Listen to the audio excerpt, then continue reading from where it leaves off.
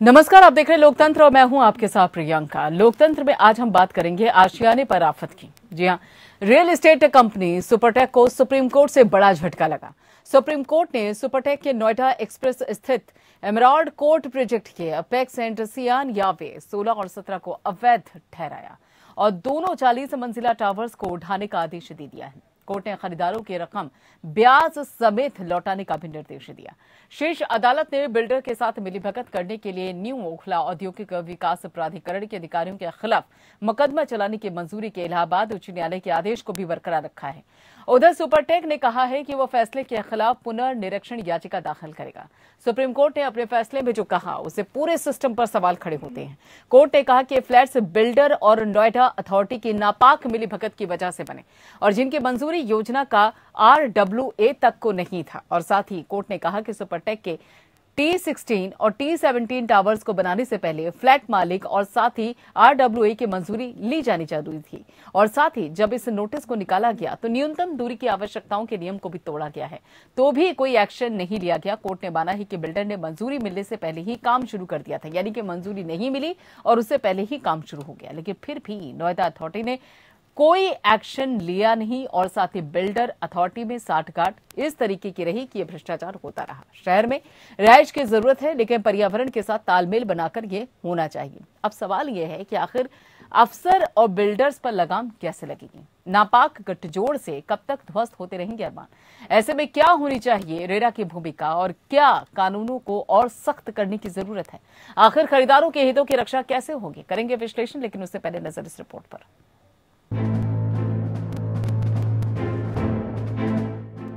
Supertech emerald case में supreme court ने बड़ा आदेश दिया है। कोर्ट की तरफ से कहा गया है कि सुपरटेक के ट्विन टावर्स को गिराया जाएगा। सुपरटेक के ये दोनों ही टावर 40-40 मंजिला है। सुप्रीम कोर्ट ने अपने आदेश में कहा है कि ये टावर नोएडा अथॉरिटी और सुपरटेक के मिलीभगत से बने। कोर्ट ने अपने आदेश में साफ कहा है कि सुपरटेक अपने ही पैसों से इनको 3 महीने के अंदर अंदर तोड़े, साथ ही खरीदारों की रकम ब्याज समेत लौटाए। सुप्रीम कोर्ट ने सुपरटेक के नोएडा एक्सप्रेस स्थित एमराल्ड कोर्ट प्रोजेक्ट के एपेक्स एंड सियान याची 16 और 17 को अवैध ठहराया और दोनों 40 मंजिला टावर्स को उठाने का आदेश दिया। शीर्ष अदालत ने कंपनी को फ्लैट खरीदारों को ब्याज के साथ पैसे वापस करने का आदेश दिया है। अपने फैसले में सुप्रीम कोर्ट ने कहा कि नोएडा में सुपरटेक ने एमराल्ड कोर्ट में लगभग 1000 फ्लैट वाले ट्विन टावर के निर्माण में नियमों का उल्लंघन किया है और कंपनी को अपनी लागत से ही 2 महीने की अवधि के भीतर इन्हें तोड़ना होगा। इसके अलावा सुप्रीम कोर्ट ने केंद्रीय भवन अनुसंधान संस्थान CBRI को टावर को गिराने का आदेश दिया है, जिससे कि सुरक्षा का पूरा ख्याल रखा जा सके। सुप्रीम कोर्ट ने सुपरटेक का आदेश देते हुए कहा कि नोएडा में ट्विन टावर के सभी फ्लैट मालिकों को 12% ब्याज के साथ पैसे वापस किए जाए। कोर्ट ने बिल्डर को रेजिडेंट वेलफेयर एसोसिएशन को 2 करोड़ रुपए का भुगतान करने का भी निर्देश दिया है। पीठ ने पाया कि मानदंडों के उल्लंघन में नोएडा अथॉरिटी और बिल्डर में मिलीभगत। पीठ ने फैसले में कहा कि अवैध निर्माण से सख्ती से निपटा जाना चाहिए। फैसले में कहा गया है कि टावर्स को तोड़ते वक्त अन्य भवनों को नुकसान नहीं पहुंचना चाहिए। सुप्रीम कोर्ट में justice DY Chandrachud, justice MR Shah ने इस मामले की सुनवाई की। शीर्ष अदालत ने 3 अगस्त को पिछली सुनवाई में अपना फैसला सुरक्षित रख लिया। उस वक्त भी अदालत से नोएडा अथॉरिटी को खूब फटकार पड़ी। अदालत ने कहा था कि अथॉरिटी को एक सरकारी नियामक संस्था की तरह व्यवहार करना चाहिए, न कि किसी के हितों की रक्षा के लिए निजी संस्था की तरह। वर्ष 2014 में इलाहाबाद हाईकोर्ट ने भी इन टावर्स को गिराने का निर्देश दिया था, जिसे अब सुप्रीम कोर्ट ने भी सही माना है। Bureau report. जी, अब सवाल ये उठता है कि आखिर जिस तरीके से नोएडा प्राधिकरण के अधिकारी और उसके साथ ही इन बिल्डर्स के बीच में जो मिलीभगत होती है उसका खामियाजा बायर्स को भुगतना पड़ता है। वो बड़े अरमानों से एक फ्लैट खरीदते हैं और बाद में पता चलता है कि पूरी तरीके से अवैध है, उसको धराशायी कर दिया जाता है। उसके बाद भले ही यहाँ पर कोर्ट की तरफ से कहा जाता है कि पैसों का भुगतान होना चाहिए, लेकिन हकीकत यह है कि उनको लंबे चक्कर बायर्स को लगाने पड़ते हैं उन पैसों को पाने के लिए। ऐसी स्थिति बनने के पीछे आखिर कारण क्या है? क्यों हर बार अगर देखा जाए तो कई बार, ऐसा नहीं कि पहली बार है, इससे पहले भी कई बार बिल्डर्स की इस तरह की कारस्तानी देखने को मिलती है, जिसके चलते बायर्स का पैसा फंसता है। क्यों बनती है इस तरह की परिस्थितियां? बात करने के लिए हमारे खास मेहमान हमारे साथ जुड़े हुए हैं। आपको बता दें कि अनु खान है जो कि प्रेसिडेंट है निफोमा के, और उसके साथ ही विकास मुंडीर भी हमारे साथ जुड़ेंगे जो कि डायरेक्टर हैं SKB ग्रुप के, और उसके साथ ही संजय जैन है जो कि लॉयर है सुप्रीम कोर्ट में। सबसे पहले अनु खान जी, ये बताइए कि ये जो परिस्थितियां बनती हैं, आखिर इसके पीछे हम कारण क्या मानकर चला जाए? ये मानकर चला जाए कि एक भ्रष्टाचार है, या फिर कहीं ना कहीं जो एक मंशा होती है सरकारी अधिकारियों की, या फिर ये मानकर चला जाए कि सरकार की भी उस बाबत क्या कोई कमी होती है कि इस तरह की परिस्थितियां बार बार बनती है? और सिर्फ यहाँ पर सुपरटेक की क्यों बात की जाए, आम्रपाली की बात कर ली जाए, वो भी कई बार विवादों में रहा है। कई बिल्डर्स हैं जो कि इस तरह के विवादों में फंसते हैं। 2009 में ये बिल्डिंग बनना स्टार्ट हुआ। उसके बाद जिन लोगों को पहले बेचा गया था एमराल्ड कोर्ट को, उनको ये बड़े लुभावने दिखाया गया, सपने दिखाए गए कि यहाँ पर ये आपका ग्रीन बेल्ट होगा, यहाँ पर आपको पूरा एक्सप्रेस वे जाता हुआ दिखाई देगा, यहाँ आपके बच्चे खेला करेंगे। लेकिन बिल्डर ने प्राधिकरण के अधिकारियों के साथ मिली भगत करके उस पर 2 टावर खड़े कर दिए, जिसको लेके एमराल्ड कोर्ट हाई कोर्ट का दरवाजा खटखटाना पड़ा। तो ये ऐसा नहीं है कि किसी को मालूम नहीं था। 2009 से बिल्डिंग बनना चालू हुआ, बार बार वार्तालाप किए गए। जो एमराल्ड कोर्ट के बायर थे उनको बिल्डर ने बाकायदा कोई तवज्जो नहीं दी, जिसकी वजह से वो हाई कोर्ट गए। तो उसमें पूरी मिली भगत है। और यह है जो आदेश माननीय सुप्रीम कोर्ट का है, ये उन बिल्डरों के लिए नसीहत है जो यह समझते हैं कि सारे नियम, कायदे, कानून और अथॉरिटी के प्राधिकरण के अधिकारी सारे मेरी जेब में है। जिसको हम चाहेंगे पैसे से खरीद लेंगे, जिसको हम चाहेंगे डरा देंगे, डरा के कुछ भी काम करा लेंगे। ये उन बिल्डरों के लिए नसीहत है जो इस तरीके का काम करते हैं, अवैध बिल्डिंगें बनाते हैं। और जो भोले भाले बायर हैं, जिन्होंने जिंदगी भर का अपना सपना देखा कि मेरा दिल्ली एनसीआर में घर होगा, उनके सपनों पर ये डाका डालते हैं इन जैसे बिल्डर। बिल्कुल विकास मंदिर जी, ये जो अगर देखा जाए तो कहीं ना कहीं इससे बिल्डर्स की भी छवि खराब होती है। कुछ बिल्डर्स की वजह से जो बायर्स हैं उनका भरोसा बिल्डर्स पर से उठ रहा है। सपने बहुत संजोते हैं कि उनका एक छोटा सा आशियाना होगा, लेकिन जब इस तरह की परिस्थितियां बनती हैं तो उनका आशियाना ही टूटता फूटता नजर आता है, उनके सपने टूटते फूटते नजर आते हैं। ऊपर से जरा सुप्रीम कोर्ट की भी टिप्पणी देखिए कि बिल्डर्स और उसके साथ साथ जो नोएडा प्राधिकरण के जो अधिकारी हैं उनकी मिली भगत होती है। क्या आपको नहीं लगता कि ये जो बिल्डर्स की छवि है उस पर भी एक ऐसा धब्बा है जैसे धोना बड़ा मुश्किल हो जाएगा?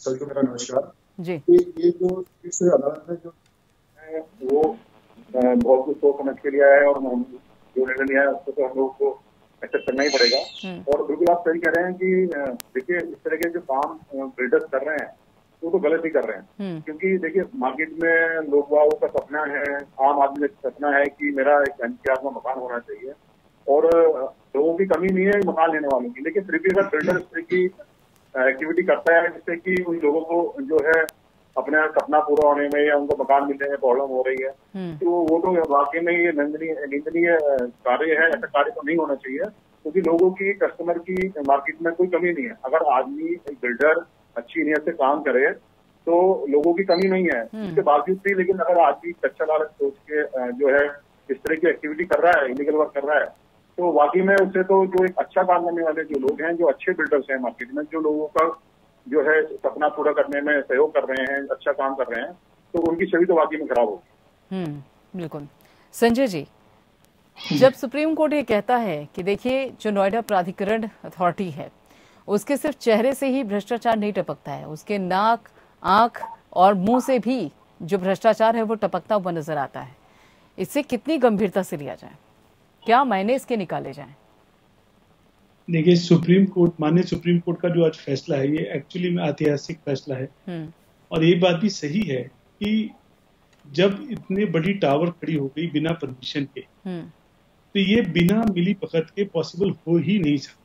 हाँ। सारा प्राधिकरण आंख नाक बंद करके काम कर रहा है, तो डेफिनेटली ये बात सही है कि उनके ऊपर से सब कुछ निकल रहा है। कोई ध्यान नहीं दिया जा रहा क्या सही है क्या गलत है, बस दिए जाओ।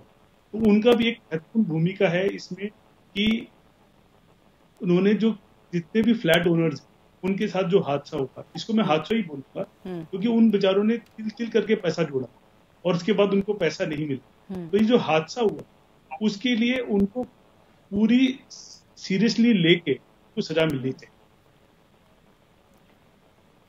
बिल्कुल, उसको गंभीरता से लेना चाहिए, सीरियसली लेना चाहिए। लेकिन एक बार हम आपसे पूरी तरीके से समझना चाहते हैं संजय जी कि आखिर जो सुप्रीम कोर्ट का यहाँ पर बिल्डर्स को लेकर ये पूरा फैसला आया है, सुपरटेक को लेकर ये फैसला आया है, एक बार इसको जरा डिटेल में बताइए कि किस तरीके की इसमें पूरी प्रक्रिया रही है। माफी चाहता हूँ, आपकी आवाज बीच में कट गई। आपको मेरी आवाज मिल रही है संजय जी? हाँ, आ रही है आवाज। ठीक है, मैं ये पूछना चाह रही हूँ आपसे कि जो सुपरटेक को लेकर बाकायदा इन 2 टावर्स को लेकर जो सुप्रीम कोर्ट ने फैसला किया है, हम चाहते हैं कि एक बार आप हमारे दर्शकों को पूरा डिटेल में बताएं कि किस तरीके की पूरी प्रक्रिया रही और सही मायनों में किस तरीके का ये फैसला आया है। देखिए, जितने भी फ्लैट बायर्स थे उन्होंने एक एसोसिएशन बनाकर अपना हक के लिए लड़ाई लड़ी है। सबसे पहले उन्होंने नीचे से ऑर्डर लिया, उसके बाद अपील में रिट में गए इलाहाबाद हाई कोर्ट, और उसके बाद सुप्रीम कोर्ट। इसमें टोटल प्रक्रिया लगभग कोई 10 से 1 साल की रही, 8 से 10 साल की प्रक्रिया रही है। ये एक बहुत भारी लड़ाई है। इस लड़ाई को लड़ने के लिए जितना भी उन्होंने मेहनत करी वो काबिले तारीफ है। अब इस बात को ऐसे समझिए कि एक आदमी ने 2008-9 में या 5 में या 6 में अपना अपार्टमेंट बुक कराया बिल्डर के पास, सुपरटेक के पास, ये सोच के कि मैं 3 साल में पेमेंट करूंगा, और 3 साल में जब उसको फ्लैट दिया तो उसको मालूम चला कि फ्लैट गलत है। ये फ्लैट जो उनको मिला है ये अनअप्रूव्ड और अनऑथराइज्ड है, तो उसके ऊपर क्या गुजरी। देखिए, आज के जो हालात हैं, रेरा जो बॉडी बनी है उसको ध्यान में रखते आज जितनी अपार्टमेंट है इन सब की वेरिफिकेशन रेरा की वेबसाइट हो सकती है कि क्या क्या अलाउड है, क्या क्या अलाउड नहीं है। जिस समय की आप इस 2 टावर्स की बात करें, ये सब नहीं था। आज रेरा के आने के बाद ये सब के चांसेस बहुत कम है। जो जागरूक उपभोक्ता है उसके लिए ये इस टाइप के माहौल में फंसना आज के हालात में पॉसिबल। बिल्कुल। यहाँ पर एक बात बताइए सबसे पहले, अगर देखा जाए खान जी, ये जो रेरा को आप कितना इस वक्त मानते हैं कि किस तरीके के इसके नियम कायदे इस तरह के मजबूत हैं कि जो बायर्स के जो हित हैं उसकी रक्षा करने में सक्षम है, या आपको लगता है कि देखिए थोड़ा और चेंजेस करने की जरूरत है, कुछ संशोधन करने की जरूरत है? किस नजरिए से देखते हैं आप इस वक्त रेरा में जो भी नियम कायदे उपलब्ध है? देखिए, रेरा में जो नियम कायदे हैं उसमें जो आज की जो स्थिति है उसमें 5 से 6 महीने के अंदर एक सॉल्यूशन मिल जाता है। सॉल्यूशन मिल जाता है मतलब ऐसे रिफंड होने की ऑर्डर मिल जाते हैं 6 महीने 7 महीने के अंदर अमूमन मिल जाते हैं एज ए प्रैक्टिस। लेकिन उसको एग्जीक्यूट करने में अपने आप में एक बहुत बड़ी शक्ति का जो रिक्वायरमेंट होती है, तो उसको एग्जीक्यूशन में जाना पड़ता है, डिस्ट्रिक्ट कोर्ट में जाना पड़ता है। इसको ध्यान में रखते हुए consumer court is a better fight. Consumer court में सजा का प्रावधान है, जो कि रेरा में नहीं है। रेरा में सजा का प्रावधान है जब अपीलेट ट्रिब्यूनल का अवमानना होती है ऑर्डर, तब 3 साल का प्रावधान है। रेरा अथॉरिटी को नहीं है। अगर रेरा अथॉरिटी का सजा का प्रावधान आ जाए तो चीजें और शायद फास्ट हो जाए। क्योंकि रेरा अथॉरिटी के पास नहीं है इसलिए बिल्डर उसका फायदा उठाते हैं। लेकिन रेरा एक जो बॉडी है उसमें कम टाइम में लोगों को ऑर्डर मिल जाता है, रिलीफ मिल जाता है, काफी लोगों को पैसे भी वापस मिले। मैं ऐसे नहीं बोलूंगा कि पैसे भी वापस मिले हैं। रेरा का एक योगदान महत्वपूर्ण है। बस इसमें इतना सा संशोधन अगर हो जाए कि रेरा अथॉरिटी को जो बिल्डर है वो अपने लेवल नहीं कर पाते हैं, जो नहीं पेमेंट कर पा रहे हैं रेरा का, उनको भी एक पनिशमेंट का राइट मिल जाए तो बेहतर हो जाए।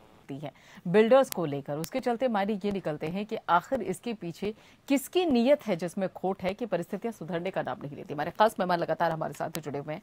अनुज जी, सबसे पहले आपसे ये पूछना चाहेंगे कि जो ये कहा जाता है कि बाकायदा बिल्डर से ये कहा भी जाता है कि देखिए आप पैसे जो आपने लिए हैं वो बाकायदा वापस कीजिए ब्याज के साथ, और इस मामले में भी सुपरटेक के मामले में भी सुप्रीम कोर्ट ने यही कहा कि ब्याज के साथ आप पैसे वापस कीजिए। लेकिन क्या ये इतना आसान होता है? हम एक तरह से ग्राउंड से अगर देखना की कोशिश करें, क्या ये इतना आसान होता है पैसों का मिलना? बायर्स को फंसने का तो डर नहीं रहता, और अगर फंस भी जाए तो फिर उनको राहत मिले तो मिले कैसे? बहुत अच्छा सवाल आपने किया है, और यह इसके साथ ही मैं और जोड़ूंगा कुछ चीजें कि एक सिर्फ सुपरटेक की एमराल्ड कोर्ट की चीज बात नहीं है। इनके जितने प्रोजेक्ट हैं सभी में लगभग यही हाल है। एक आदत बन जाती है ना किसी की कि हाँ हमने तो ये करना ही करना है, गलत काम करने हैं, तो वो ये आदत में शुमार है। हमारे पास ऐसे फ्लैट बायर हैं जो आपने नोएडा एक्सटेंशन में जमीन जो सावेरी में वापस की गई इलाहाबाद हाई कोर्ट द्वारा 2011 में, वो उन बायरों को बोला गया था कि आप पैसे वापस कर दीजिए 2011 अक्टूबर में। उनको आज दिन तक पैसे वापस नहीं करे गए, और वो फ्लैट बायर किसी की डेथ हो गई है, उनकी पत्नियां हमारे ऑफिस में आती हैं, रोती हैं आके। हम उनको लेके इनके ऑफिस में कई बार गए, अधिकारियों से मिले, जाके डायरेक्टर से मिले, बिल्डर को कई बार फोन करा, व्हाट्सएप किया कि भैया इनके पैसे आप दिलवा दीजिए। किसी के 2 लाख हैं, किसी के 4 लाख हैं, किसी के 1 लाख हैं, किसी की भाई उनका हस्बैंड मर गया, किसी के बच्चे मर गए हैं, लेकिन इनके पैसे तो आप दीजिए जो आपने बुकिंग करी गई थी। हाँ हम आज कर देंगे, अगले महीने चेक बनवा देंगे, ये कर देंगे। उन्होंने ये तक कहा कि सर हमें इंटरेस्ट छोड़ दो, मैंने जितना पैसा आपके पास दिया था वो हमें दिलवा दीजिए। लेकिन वो पैसा भी आज दिन तक दिया नहीं गया है। ऐसे दर्जनों फ्लैट बायर हैं जिनको सावेरी में पैसा रिफंड करने के लिए कोर्ट ने बोला था, जिन्होंने नहीं दिया। तो ये बहुत बड़ी विडंबना है, बहुत ही मुश्किल कार्य है कि अगर इनसे पैसा किसी तरह निकलवा लिया जाए। मुझे लगता है कि पहले जो बायर को इन्होंने बोला होगा कि पैसे अपेक्स जो सियानी के बायर हैं उनको भी शिफ्ट किया गया था। अगर वो बायर भी आप लाएंगे तो उनको भी कहीं ना कहीं परेशानी का सामना करना पड़ा होगा। ठीक है विशाल साहब, एक बात बताइए, ये जो अभी परिस्थिति आपने सुनी, अनुजी ने बकायदा बताया भी कि देखिए पैसे मिलने में क्या समस्या होती है। हम आपसे जानना चाहते हैं, आप खुद एक ग्रुप से जुड़े हुए हैं, हम आपसे ये जानना चाहते हैं कि बिल्डर्स के लिए आखिर उनकी नीयत नहीं होती है, आपके परिप्रेक्ष्य में नीयत नहीं होती है, या फिर ये मानकर चला जाए कि वो असमर्थ होते हैं, या फिर कहीं ना कहीं कोई दावपेच ऐसा होता है जिसमें वो खुद उलझे हुए होते हैं? सच्चाई क्या है, मंशा नहीं या फिर असमर्थ है? पुंडेर जी। देखिए ऐसा तो हम लोग नहीं कह सकते कि मंशा हर डिपेंड करता है हर आदमी के ऊपर। दुनिया में अच्छे लोग भी हैं, बुरे लोग भी हैं। अगर मंशा होगी तो जो बिल्डर अगर 200 करोड़ रुपए का 300 करोड़ का प्लेट बना रहा है तो वो 1 लाख रुपए 2 लाख रुपए देने में उसको, तो मुझे लगता है कि उसके लिए कोई बड़ी डील है, वो 1 लाख 2 लाख रुपए दे सकते हैं। वो भी अगर किसी का स्पाउस एक्सपायर हो गया है, किसी घर में कोई प्रॉब्लम हो गई है, तो इतना तो एक कम्युनिटी के कारण भी अगर किसी के पैसे ना भी दे और आगे सक्षम है तो उसको हेल्प करनी चाहिए। और रही बात, देखिए डिपेंड करता है पर्सन टू पर्सन। जो लोग मदद कर सकते हैं वो मदद करते हैं, जिनकी नीयत नहीं है देने की वो नहीं करेंगे। उसके बारे में तो हर आदमी के ऊपर डिपेंड करता है। देखिए जैसे हम लोगों ने हमने बनाया प्रोजेक्ट, तो हम लोगों ने तो रेरा जो कंप्लायंस नहीं था उससे पहले ही हमने 6 महीने पहले अपने प्रोजेक्ट की डिलीवरी दी।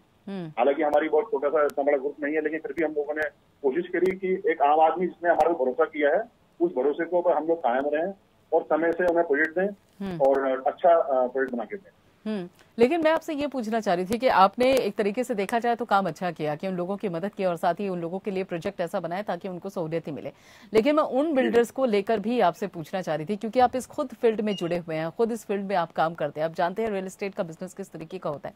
मेरी मंशा सिर्फ इतनी है कि जो लोगों को सपने दिखाते हैं कि देखिए हम आपका आशियाना तैयार करेंगे जिसमें आपके बच्चे रहेंगे, आपका परिवार रहेगा, और बाद में उनसे पैसे ऐंठ लेते हैं, लेकिन उस तरह की ना तो सुविधाएं दे पाते हैं और ना ही उस तरीके की फैसिलिटीज दे पाते हैं। अब सवाल यह है कि ऐसे लोगों के खिलाफ या ऐसे लोगों के पीछे किस तरीके की प्रक्रिया, किस तरीके के लोग काम करते हैं कि उन पर कार्रवाई तक नहीं हो पाती है? मैम देखिए मैं आपको जवाब दूंगा कि वो डिपेंड करता है। देखिए हर तरीके के लोग हैं। अब जो आदमी इंटेंशनली चाह रहा है कि मैं किसी का गलत करूं तो उसको तो आप रोक नहीं सकते हैं। वो तो हमारा देश में खाली बिल्डर लाइन नहीं, आप और भी बहुत से प्रोजेक्ट कंपनीज हैं जो अलग अलग सेक्टर्स में काम कर रही हैं, जो लोगों का पैसा हड़प लेती काम नहीं करती हैं। और वहीं अगर हम देखें तो बहुत से ऐसे लोग हैं कि जो अपने कमिटमेंट पे पूरा रहते हैं और जो है अपना जो उन्होंने कमिटमेंट किया है उसको पूरा करते हैं। तो उसके बीच में मैं ये नहीं कह सकता कि हर आदमी का अपने अलग अलग सोच है, अपना अलग अलग रवैया काम। फिलहाल सुपरटेक को लेकर आप कहेंगे, कुछ तो स्पष्ट राय देंगे उसको लेकर? क्या करें? सुपरटेक को लेकर कुछ तो स्पष्ट राय देंगे आप? मैम देखिए सुपरटेक के बारे में देखिए मैं पर्सनल उनकी तरफ से क्या कह सकता हूँ कि उन्होंने अच्छे काम भी किए हैं, प्रोजेक्ट बनाए भी, डिलीवरी करा है। इस समय उनकी स्थिति क्या है मार्केट में, क्या उसके बारे में मैं कुछ नहीं बोल सकता। चलिए गलत किया या सही किया, यहाँ पर जिन चीजों को, जिन नियमों को साइडलाइन रखे खुद अब सुप्रीम कोर्ट अगर कह रहा है नियम का साथ करके काम करा गया है, तो फिर वो चाहे सुपरटेक है चाहे कोई भी बिल्डर हो, वो गलत किया है। वो गलत और अगर नियम के कायदे कानून को अगर हम लोग फॉलो करें, काम करें तो ज्यादा अच्छा है। ठीक है, लेकिन फॉलो हो नहीं पाता है। संजय जी, अभी ये अनुजी ने एक बड़ी आज 100% पैसा लेके 20 हजार फ्लैट करीब नोएडा एक्सटेंशन में बनाए हो। और पूरा स्ट्रक्चर बना के लोग रहने लगे। हर सैटरडे संडे को धरना प्रदर्शन हो रहा है क्योंकि उन्होंने पैसा लेकर रजिस्ट्री नहीं करी। भाई आपने पैसा ले लिया फ्लैट बायर से, आपने अथॉरिटी में क्यों नहीं जमा करा? ये बायर की जिम्मेदारी तो थी नहीं। वो अपने रजिस्ट्री कराने, आपने मालकाना हक के लिए भी लड़ाई लड़ रहा है। संडे को जो आराम करने का दिन होता है उस दिन बीवी बच्चों को लेकर सड़क पर धरना प्रदर्शन करता है, किस लिए भाई? तो ये बहुत बड़ा सवाल है। ये सभी यानी सोचना चाहिए, और भी जो सरकारें हैं, अधिकारी हैं, उनको ये संज्ञान लेना चाहिए कि भाई इस तरीके की जो ये चीजें हैं वो ना हो। लोग परेशान क्यों हो रहे हैं? अभी आपने अनवर खान जी की भी बात सुनी होगी, उन्होंने भी कहा था कि देखिए कोर्ट की तरफ से तो कह दिया जाता है कि किसी तरीके से जो बिल्डर्स हैं वो पैसे जो है वो बायर्स को वापस करें ब्याज के साथ, लेकिन जो हकीकत है वो आपने बिल्कुल सुनी होगी कि अनु जी ने क्या कहा कि पैसों के लिए आज तक कई सालों से जो बायर्स हैं, जो पति की अगर मौत हो जाती है तो पता चलता है कि पत्नी यहाँ पर अधिकारियों के चक्कर काट रही है, उनको पैसे नहीं मिल पाते हैं। ये जो परिस्थिति है इससे भी तो निपटने का कोई रास्ता होना चाहिए ना। ऑर्डर तो दे दिए जाते हैं लेकिन बिल्डर की तरफ से जो पैसे हैं वो पास नहीं होते।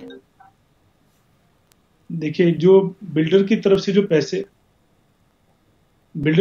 पैसे हैं वो उनकी नीयत के वजह से नहीं मिल पाते। कोर्ट के ऑर्डर होने के बावजूद भी उनको पैसे दे देने चाहिए, जो कि वो नहीं देते हैं क्योंकि कोर्ट का ऑर्डर है और वो देना नहीं चाहते। वो किसी न किसी तरीके से कानूनी प्रतिक्रिया का फायदा लेते हुए उसको रेफर करते हैं ताकि जितने लंबे समय उसको खींच सके। उनको पता है ब्याज 12% है, उनको इतने परसेंट पे जो पैसा मिला हुआ है वो उनके इस्तेमाल में आ रहा है।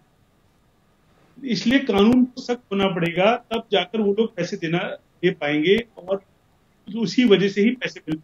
बिल्कुल, लेकिन क्या आप इस चीज को समझ रहे हैं कितनी बड़ी बात है ये कि कोर्ट की तरफ से ऑर्डर होते हैं कि देखिए जो बायर्स हैं, जो परेशान हैं, उनको आप ब्याज के साथ पैसा लौटाइए, लेकिन वो कोई ना कोई कानूनी दांवपेच इस तरीके का इस्तेमाल करते हैं जिसके चलते वो जो भुगतान करना होता है उससे वो दूसरा रास्ता निकाल लेते हैं ताकि उनको भुगतान ना करना पड़े।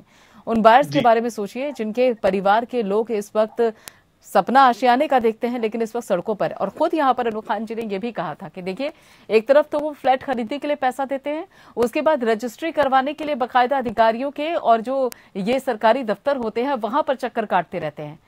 कैसे निजात मिले इनसे? आखिर क्या रास्ता हो सकता है?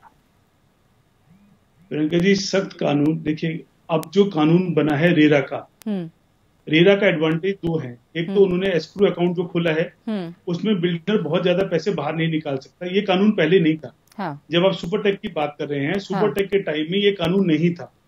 रेरा के आने के बाद ये कानून आया, उसमें बिल्डर बहुत ज्यादा पैसे सेवन आउट नहीं करते।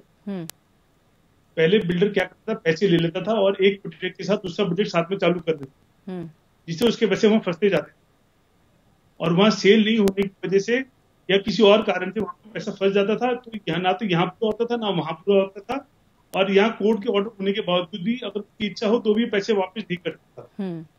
रेरा के आने के बाद बहुत बड़ा फायदा हुआ है कि बिल्डर जब तक ये प्रोजेक्ट कंप्लीट नहीं करेगा तब तक साइफरिंग नहीं कर सकता। और दूसरा ये है जब तक ये काले धन पर नहीं लेगी साथ में, क्योंकि बिल्डर अमूमन नगद में रुपया भी ले लेता है, जब तक रोक नहीं लगेगी तब तक यहाँ पे रोक लगनी बहुत मुश्किल है। हमारी कानून की ऐसी है कि एक आदमी को लड़ाई लड़ने के लिए, पैसा देने के लिए अंत नहीं है। जैसे स्मॉल बायर अगर जाता है तो डिस्ट्रिक्ट फॉरम में जाएगा, डिस्ट्रिक्ट फॉरम के बाद स्टेट कमीशन, स्टेट कमीशन के बाद नेशनल कमीशन, नेशनल कमीशन के बाद या तो हाई कोर्ट में या सुप्रीम कोर्ट में। तो उसको जो लीज देगा उसको सुप्रीम कोर्ट के बाद रिविजन हो जाएगी तभी तक मिलेगी। एक आदमी जिसने 10, 20 लाख, 30 लाख, 40 लाख रुपए कितनी म्याद है, कितना उसको झेलेगा। आज कानून की लड़ाई लड़ना कोई कम एक्सपेंसिव नहीं है, बहुत एक्सपेंसिव हो गया है। तो इसमें जब तक ग्रुप में नहीं बनेंगे डे वन से, भाव ये है कि डे वन से सब लोगों को एक एसोसिएशन का पार्ट बनना चाहिए ताकि बिल्डर पे मॉनिटर कर सके कि वो जो पैसे उसको दिए जा रहे हैं उसी प्रोजेक्ट में यूज हो और उस प्रोजेक्ट में उसको मिलना चाहिए। बिल्कुल। और यही एसोसिएशन बिल्डर की सारी जमीन, सारे प्रोजेक्ट की इवैल्यूएशन भी करे, ड्यू डिलिजेंस भी करे। देखिए हमारे यहाँ ड्यू डिलिजेंस का सिस्टम नहीं है। ड्यू डिलिजेंस होने से एडवांटेज ये रहेगा कि सारी जमीन वेरीफाई हो सकती है, सारा प्रोजेक्ट वेरीफाई हो सकता है और इस तरीके की प्रॉब्लम्स कम से कम आएंगे। तो ड्यू डिलीजेंस सबसे पहला काम होना चाहिए, ड्यू डिलीजेंस के बाद ही आगे की सेल होनी चाहिए। ठीक है संजय जी, एक सवाल और भी है मेरे पास, आऊंगी आपके पास, लेकिन जिस तरह से आप बता रहे हैं कि देखिए रेरा जो है उससे फायदा होता है और जो उसके नियम है वो काफी सख्त है, जिसके चलते एक जो लगाम है वो बिल्डर्स पे लग सकती है। लेकिन मैं यहाँ पर अनु जी से पूछना चाहूंगी। अनु जी, चूंकि आप खुद ऐसे लोगों से जुड़े हुए हैं जो कि भुक्तभोगी हैं इस वक्त ऐसे बिल्डर्स से जिनके कारनामों के चलते वो फिलहाल सड़कों पर हैं, आशियाने की सपना देखना तो बहुत दूर की बात है। लेकिन जिस तरीके से भी संजय जी बता रहे हैं कि जो रेरा के नियम कायदे हैं, क्या सही मायनों में ये फायदेमंद होते हैं? प्रियंका जी, मुझे आपकी बात, मेरा सवाल अनु खान जी से है। एक सेकंड संजय जी। हाँ अनु खान जी।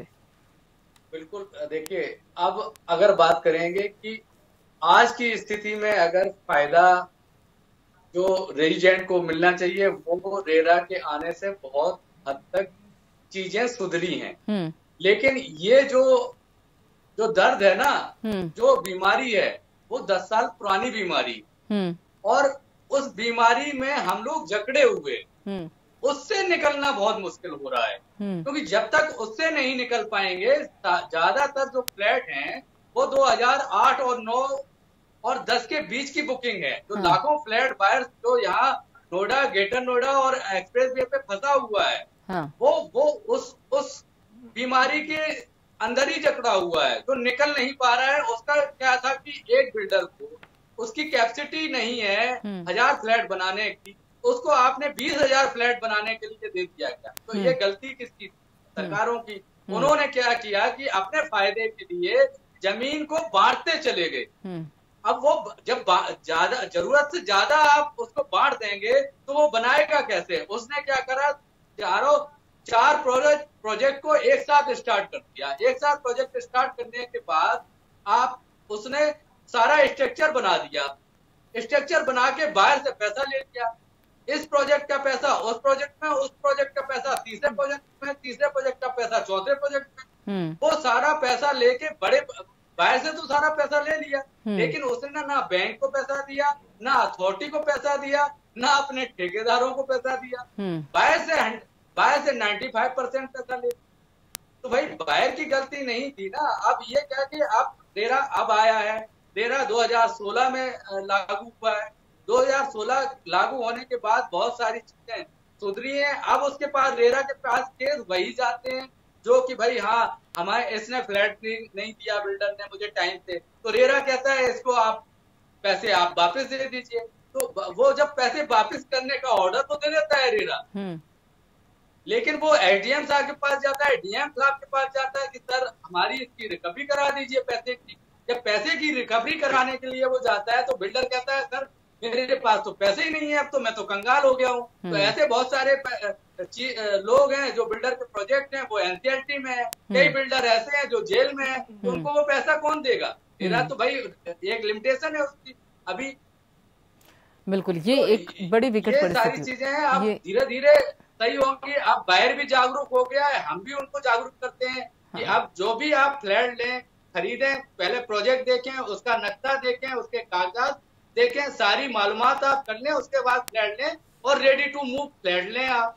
तो आप अब तो चांसेस नहीं है, बायर समझदार हो गया है, क्योंकि इतने सारी रोज के हर संडे धरना प्रदर्शन देख के आपके चैनल के माध्यम से भी तो बायर जागरूक हो गया है। और वो जरूरी भी है, बिल्कुल, और वो जरूरी भी है, बहुत जरूरी। बिल्कुल। विश्वास जी, यहाँ अभी जिस तरीके से अनु खान जी कह रहे थे कि देखिए बायर जो होते हैं वो फ्लैट तो दे देते हैं, उनको दे दिया जाता है बिल्डर्स की तरफ से, लेकिन रजिस्ट्री को लेकर समस्या आ जाती है। अब ये क्या मसला हो गया? भाई वो जिम्मेदारी तो बिल्डर्स की है ना, तो यहाँ पर ये मसला क्यों खड़ा हो जाता है कि भाई रजिस्ट्री के लिए भी बेचारे बायर्स ही अधिकारियों के चक्कर काट रहे हैं? विश्वास जी, जी विश्वास जी, आप तक मेरी आवाज पहुंच रही है? जी, मेरा सवाल यही है कि आखिर रजिस्ट्री के लिए भी बायर्स को ही क्यों चक्कर काटने पड़ते हैं अधिकारियों के? ये तो यहाँ पर जो बिल्डर्स हैं उनका काम होना चाहिए रजिस्ट्रेशन को लेकर, उसमें भी आनाकानी की क्यों परिस्थितियां बन जाती हैं? हाँ देखिए मैम, उसका पीछे टेक्निकल कारण जो सर ने भी समझाया है, बहुत क्लियरली चीजों को क्लियर कर दिया है अनु सर ने। कि देखिए उसमें क्या है कि बिल्डर ने पेमेंट करी नहीं प्राधिकरण की, ठीक है ना, लैंड की उसकी किस्तें बनी हुई है। जब तक उसका टोटल अमाउंट नहीं दिया जाता प्राधिकरण में, तब तक जो है प्राधिकरण से उसको एनओसी नहीं मिलेगी, तब तक वो जो है रजिस्ट्री नहीं कर सकता। तो कारण तो वही है कि भाई बिल्डर का जो फंड डाइवर्जन है वो हुआ है, और जो एक्चुअल रेट में जो पैसा लगना था वहाँ लगा नहीं है। जैसे पेमेंट लैंड की पेमेंट होनी है वहाँ पेमेंट नहीं हो पाई है, उसी कारण की वजह से रजिस्ट्री नहीं हो पा रही है।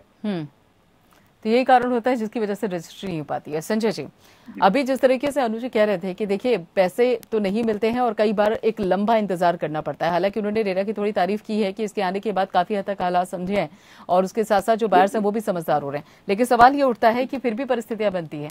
यादव सिंह का नाम आप जानते ही हैं, नोएडा जो प्राधिकरण है उससे जुड़े हुए थे और किस तरीके की घपलाबाजी हुई चीफ इंजीनियर वो भी हमने देखा। और इस तरह का कोई पहला मसला नहीं था, इससे पहले भी कई मसले सामने आए और इस तरह के कई भ्रष्टाचारी बाद में भी आए, लेकिन उसके बावजूद भी सख्त कार्रवाई देखने को नहीं मिलती है। क्या ये मानकर चला जाए कि इसके पीछे व्हाइट कॉलर कहीं ना कहीं खादी का भी हाथ है क्या? देखिए, इसके पीछे ये कहना बहुत मुश्किल है कि किसका हाथ है किसका नहीं है। हाँ। मैं इसके पीछे जरूर कहूंगा कि बिल्डर की और प्राधिकरण के अफसरों की कहीं ना कोई कनेक्शन जरूर है, जिसके कारण से प्राधिकरण इतना स्ट्रांगली इसको इम्प्लीमेंट नहीं करता। जैसे एक मुद्दा अभी आपने लिया रजिस्ट्री का मुद्दा खाली उनकी पेमेंट ही नहीं है। कई बार कंस्ट्रक्शन इस तरीके से होती है कि उनको परमिशन नहीं मिल सकती। जैसे फायर परमिशन नहीं मिलेगी तो ऑक्यूपेंसी सर्टिफिकेट नहीं मिलेगा, ऑक्यूपेंसी सर्टिफिकेट नहीं मिलेगा तो रजिस्ट्री एग्जीक्यूट नहीं होगी। तो ये सब प्राधिकरण को देखना चाहिए कि उसमें लोगों को पोजीशन कैसे ऑफर किया बिना ऑक्यूपेंसी सर्टिफिकेट आए, बिना फायर परमिशन के, क्योंकि इनको नजरअंदाज किया गया है। तो किसी कारण से किया गया होगा, वहां पर इनकी वक्त साफ स्टैब्लिश हो जाती है। ये कहना जरूर बहुत मुश्किल है कि आदि का क्या रोल है इसके, और ना ही मैं उस पर सक्षम हूँ उसके ऊपर टिप्पणी करने के लिए। बट डेफिनेटली ये उस कॉन्नाइवेंस है ऑफिसर्स की और बिल्डर्स की। डेफिनेटली ये होम बायर्स है उनको तकलीफ देती है, कहीं ना कहीं कोई ना कोई दिक्कत देती है। कोई ना कोई ऐसा कानून जरूर आना चाहिए जिससे ये जिम्मेदारी के ऊपर कड़ा प्रावधान होना चाहिए, एक प्रावधान हो सके। यहाँ पे यूनिटेक का भी एक मसला आया था सामने संजय जी, बकायदा कहा जाता है कि यूनिटेक मामले पे भी मनी लॉन्ड्रिंग जैसे केस थे और उसमें भी कहा जा रहा था कि बिल्डर्स बकायदा जेल के अंदर से ही प्रॉपर्टी को बेच रहे थे। ये परिस्थितियां कैसे खड़ी हो जाती हैं?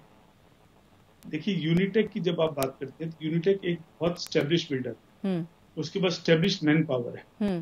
तो वो अगर खुद जेल में भी है तो उसकी कंपनी चलती रहेगी, उसके स्टाफ वहां पर है जो सेल परचेज कर रहा है। तो यूनिटेक के बारे में ये कहना उचित नहीं है कि उसने जेल से ही भेजा, उसके स्टाफ बाहर है। यूनिटेक जो जेल में गया वो गया किसी और कारण से, उसकी वजह से कंस्ट्रक्शन के बिल्डिंग के प्रोजेक्ट में इम्पैक्ट आया, वो 2G के मसले में जेल। तो इसलिए कहना बहुत मुश्किल है कि उन्होंने जेल से ही भेजा, उनका प्रोजेक्ट बेचने के लिए पूरी टीम मौजूद थी, पूरी टीम बेच रही। तो इसलिए कहना उचित नहीं होगा कि उन्होंने जेल से प्रॉपर्टियों को बेचा। बिल्कुल ठीक है, लेकिन यहाँ पर अगर संजय जी मैं आपसे समझने की कोशिश करूँ, देखिए आपने कहा कि रेरा आया हुआ है जिसके बाद हालात कुछ हद तक सुलझते हैं, उसके साथ ही बिल्डर्स पर कुछ हद तक नकेल लगी है, लेकिन फिर भी आपकी नजर में अगर देखा जाए तो फिलहाल वो कौन सी कानूनी कमजोरियां हैं जिसके चलते बिल्डर्स बाकायदा फायदा उठाते हैं और खामियाजा यहाँ पर बायर्स को उठाना पड़ता है, और वहाँ कहाँ पर ज्यादा अगर देखा जाए तो सुधार करने की जरूरत है? समय, जो कानूनी प्रतिक्रिया को इम्प्लीमेंट करने का टाइम लगता है, ये बहुत इंपॉर्टेंट है। जिसके लिए आज किसी भी बिल्डर के साथ कोई आप प्रोजेक्ट कर लीजिए जिसकी नीयत खराब है, वो आपको 10 साल 15 साल 20 साल तक आपको लिटिगेशन में लगा देगा। बिल्कुल, इस मसले में भी 2016 से मामला चल रहा है। हाँ, 2014 से तो अभी आया जी, उससे पहले तो ये 2009 का मसला है। 2009 का मसला आज 12 साल तो इसमें हो ही गए। बिल्कुल, और उससे 3 साल पहले बिल्डर्स होम बायर प्रॉपर्टी होगी, 15 साल हो गए। बिल्कुल, लगभग 15 साल में आदमी ऊपर निकल के एक आदमी की जो बेचारा कमा के पैसे जोड़ता है, उसको घर नहीं मिला, उस पर 12% ब्याज किसी का मन नहीं है, बिल्कुल तो घर लेने का मन है, लेकिन सुपरटेक जैसे बिल्डर के कारण उसको लेना पड़ता है। क्या उसकी वो क्या गलती है उस होम बायर की जिसने होम खरीद लिया, घर खरीद लिया, उसकी क्या गलती है? तो मैं सिर्फ ये कहता हूँ, एक तो कानूनी को टाइम बाउंड प्रोसेस में लाना चाहिए, चाहे वो रेरा हो चाहे वो कोई हो, जहां तक होम बायर्स का था। और दूसरा, कई ऐसे जिनके प्रोजेक्ट पैसे नहीं होने की वजह से, जैसे खान साहब ने बताया कि उन्होंने 1 2 3 4 शुरू कर दिए, एक प्रोजेक्ट का पैसा दूसरे में लगाते, दूसरे का तीसरे में लगाते, ना तो पहला कंप्लीट हुआ ना चौथा कंप्लीट हुआ। हाँ। तो उसके लिए एक ऐसी बॉडी होनी चाहिए जो उस प्रोजेक्ट को खरीद के पूरा कर सके और उस बिल्डर को डीलिस्ट करना चाहिए कि वो आगे ऐसा काम नहीं करे, जिससे होम बायर ज्यादा फायदा मिलेगा और ये कंप्लीट हो पाए। बिल्कुल, यानी कि अगर देखा जाए तो टाइम बाउंड है, उस पर काम करने की जरूरत है।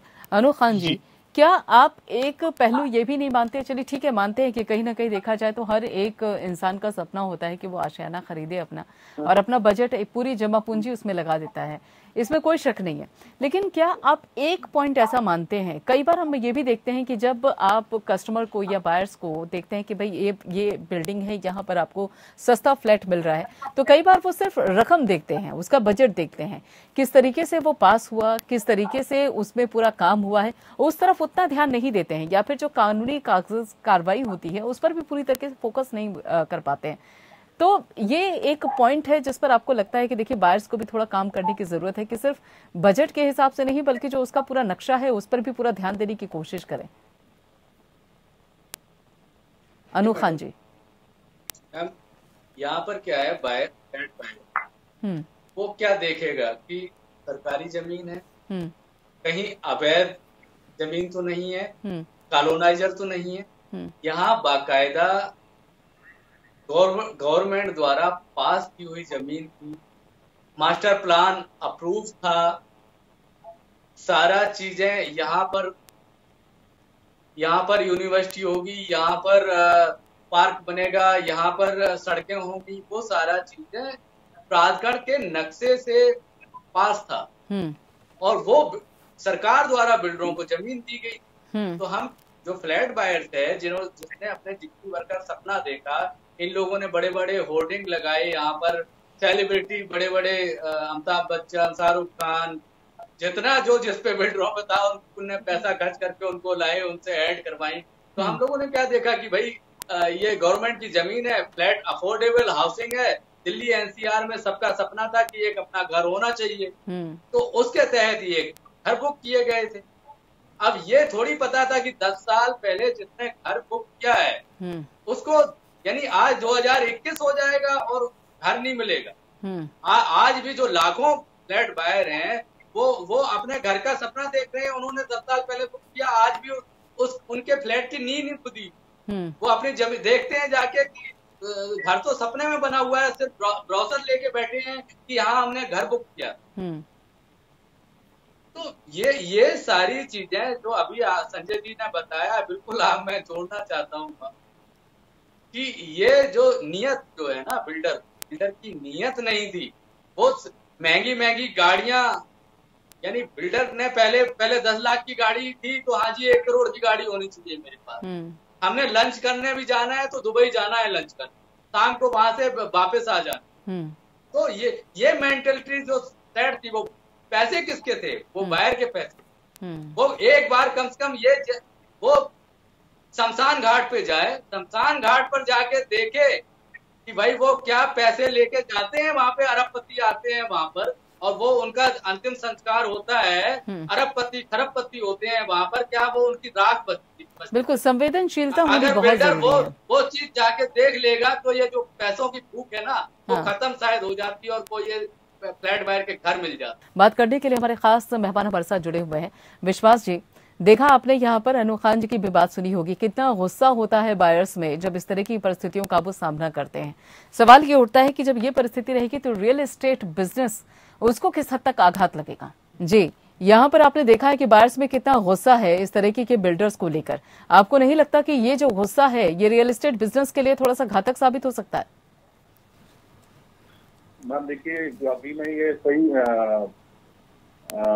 बात है कि भाई अगर इस तरह की नेगेटिव फीलिंग्स रहेंगी मार्केट में और लोगों में गुस्सा रहेगा तभी विश्वास कम हो जाएगा, लोगों पे से विश्वास कम होगा, बिल्डर विश्वास कम होगा, तो वाकई में ये नेगेटिव है। बट इसमें पॉजिटिव पार्ट ये भी है कि जैसे सबने अभी खान साहब ने बोला कि देखिए पहले होर्डिंग में ही ब्रोशर में सब कुछ छुप जाता था, बड़ी बड़ी होर्डिंग आगे लोग बेचते थे। तो आपको दिख रहा होगा जब से रेरा आया है, खाली जो सीरियस प्लेयर्स है मार्केट में उन्हीं के होर्डिंग्स आपको दिखेंगे जो वाकई में काम करना चाहते हैं, जिनकी इंटेंशन अच्छी है। तो हम तो कहेंगे देखिए जो पहले हुआ उस समय रेरा नहीं ठीक है अब रेरा आ गया, सरकार की कुछ ऐसी गाइडलाइंस आई है, उस तरह की कुछ पॉलिसीज आई है, तो उसमें वाकई में लोगों का विश्वास है आने वाले टाइम में अच्छा हो, क्योंकि काम वही कर पाएगा जो सीरियस होगा। जो जिसकी इंटेंशन गलत होगी वो काम ही नहीं कर पाएगा, क्योंकि पॉलिसी इतनी कड़ी हो चुकी है कि आपको काम करना ही पड़ेगा, या तो काम मत करिए या बाहर हो जाइए। या तो काम कीजिए या फिर बाहर हो जाइए। बिल्कुल, बहुत बहुत शुक्रिया आप सभी खास मेहमानों का इस चर्चा में शामिल होने के लिए। और फिलहाल यहाँ पर आपको बता दें कि काम करने की जरूरत है और सही न कहीं जो बिल्डर्स हैं उनकी नीयत साफ होनी जरूरी है। और सबसे अहम बात, जो नियम है वो थोड़े सख्त होने चाहिए ताकि बिल्डर्स में डर भी आए और बायर्स के लिए कुछ ऐसे रास्ते बने ताकि उनको अगर मान लीजिए उनका आशियाना नहीं भी मिल रहा है तो कम से कम जो पैसे उन्होंने लगाए हैं वो उनको आसानी से मिल जाए, उन पैसों के लिए भी उन्हें अधिकारियों के चक्कर न काटने पड़े। फिलहाल इतना ही, बाकी खबरों के लिए आप जुड़े रहिए PN के साथ।